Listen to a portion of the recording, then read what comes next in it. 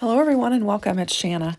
Now I took a class with Meg on LV Handcrafted website. You can sign up for these coloring classes with Meg, and I took one. This is the Gnome Daisy that was offered, and I did some coloring. I don't consider myself to be a colorist, and that's why I took the class, because I thought maybe I could learn something. Now this is by no means close to what Meg colored, but I did try to follow her instructions, and I don't have Copic markers or a hoo-hoo or any of those fancy name brand ones. I do have some tri-blends and some Altenew, but yesterday I just used some generic ones that I have, and I just did the coloring with what I had. So my colors are a bit different than what the class colors were, but that was okay. You could use whatever you wanted, and they were sharing, some numbers and stuff from the different sets with the group in case you were using those. But I was just using an off-brand, so I just used whatever I wanted.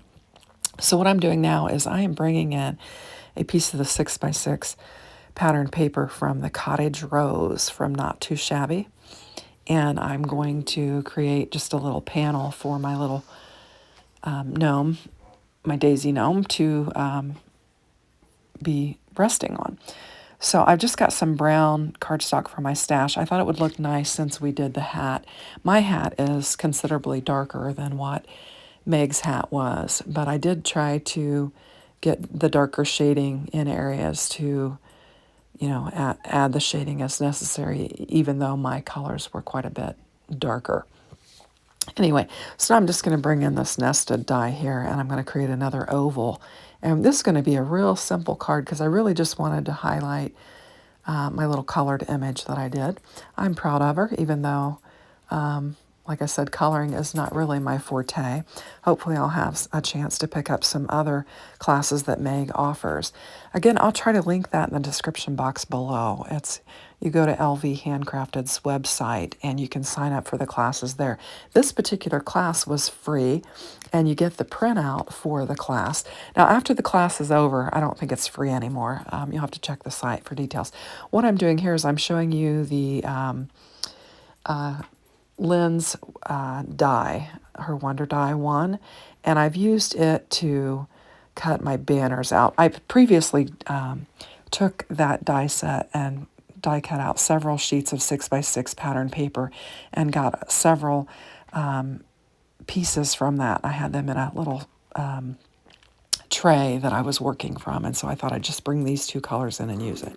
Now I decided that the brown background panel was kind of plain, and so I'm going to use this scribbled embossing folder that I have here from Spellbinders and just add some texture to it, and then it will kind of jazz up that brown panel a little bit.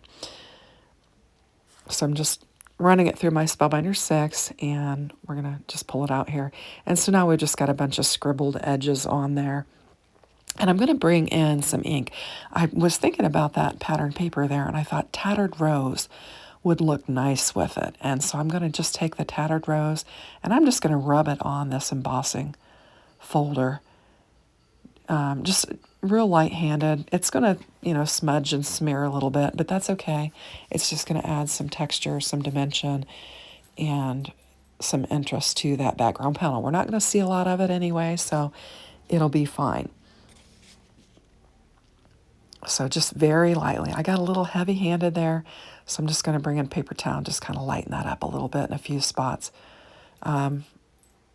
Not striving for perfection here, just striving for some interest. So that's what we're going to do. We're going to get it laid down on our card base. I'm going to clean up the ink from my desk here, and then we'll just work on getting this assembled. So let me tell you a little bit about the class in case you've thought about taking them. I wasn't registered, and my girlfriend Jana said she was taking it, and I thought, I think I have time to get this stuff to do it, so I did. Anyway, Meg is very, she takes it nice and slow and just really describes what she's doing. And so it's real easy to follow because it's not a fast-paced thing at all. She takes it real slowly and just kind of, and she gives you some tips for like coloring around the face, like a C. She was saying like a C, and around the nose, like a C. And so it was very helpful. One of the other things that I liked about the class was, and I didn't do this because I was just really just kind of goofing off because I'd never done it before and I didn't have the right colors or whatever.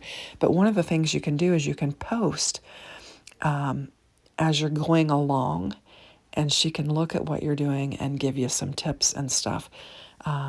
So that was another cool feature of the class, was that you could actually, post a picture of your, say your hat, and she could say, well, this or that, or you could do this, or you need a little bit more darkness here or whatever.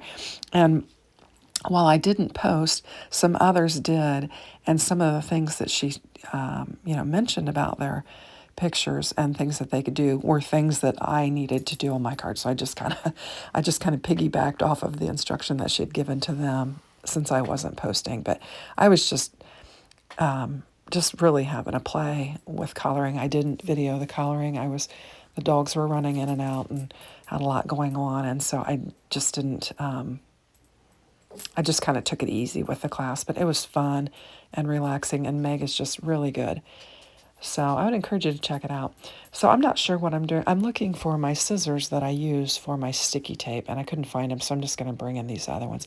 They actually were covered up with one of the other pages. I actually colored this girl, and then as I was kind of moving along, I colored a bigger one too, just the hat and the skin, because I was kind of practicing as I was going. And one of the things I noticed is if I wasn't happy with it, you just keep going, and eventually you can layer it up and it comes together. So that was nice. And I also did add, Lynn had mentioned about having a piece of copy paper on the back of it, and I didn't start out like that, but since she suggested that, I did put it on there because it kind of draws the extra ink out of the coloring. So that was a good tip from Lynn that we did.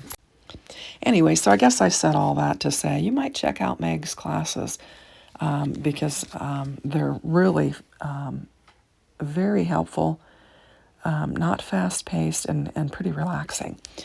So I've got these banners that I use the Wonder Die 1 from LV Handcrafted that you can pick up at the Not Too Shabby shop.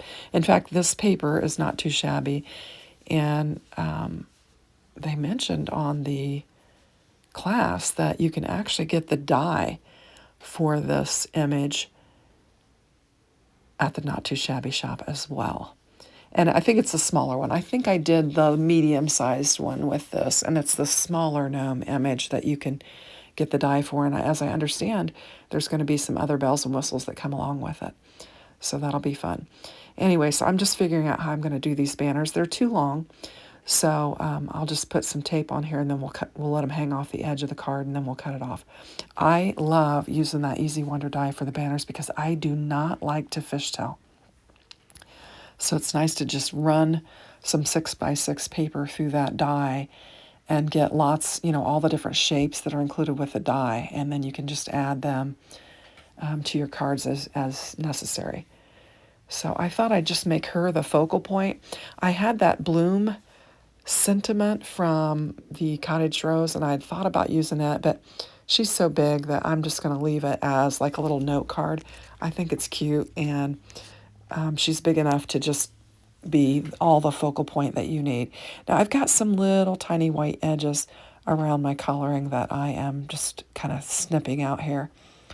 I did fussy cut this out pretty tight. I tried to stay pretty close to the lines on this. And I think she's super cute. So we'll just get her laid down on here. You can see how the ink has saturated the back of the panel there. I'm just going to get some glue laid down on here. We're just going to layer down on the card. And I think it's going to be a super cute, super simple card. But I can showcase my little coloring lesson that I took. So we'll get her laid down on here. Give it a good press. And now I'm going to bring in some of the Not Too Shabby enamel dots, and I'm just going to lay 3 of those down here. We don't have a lot of space on the white, but I'm going to just fill in a little bit of that white area. And get these laid down on here. I want to use this lighter pink. This is kind of a dusty rose pattern. And I was happy that this plaid matched nicely with my little dress because I really like this plaid pattern. That cottage rose paper pack is just gorgeous. And it has coordinating ephemera that goes with it. And you can just really pull together some cards quickly with the paper pack and the ephemera. I'll link everything in the description box below so you can check it out. And I left this in real time. A lot of times my videos will be time and a half, but I just left this in real time, and this is how long it takes me to lay an image down on a card. So I hope you like it. Thanks for watching. Have a great day. Take care. Bye-bye.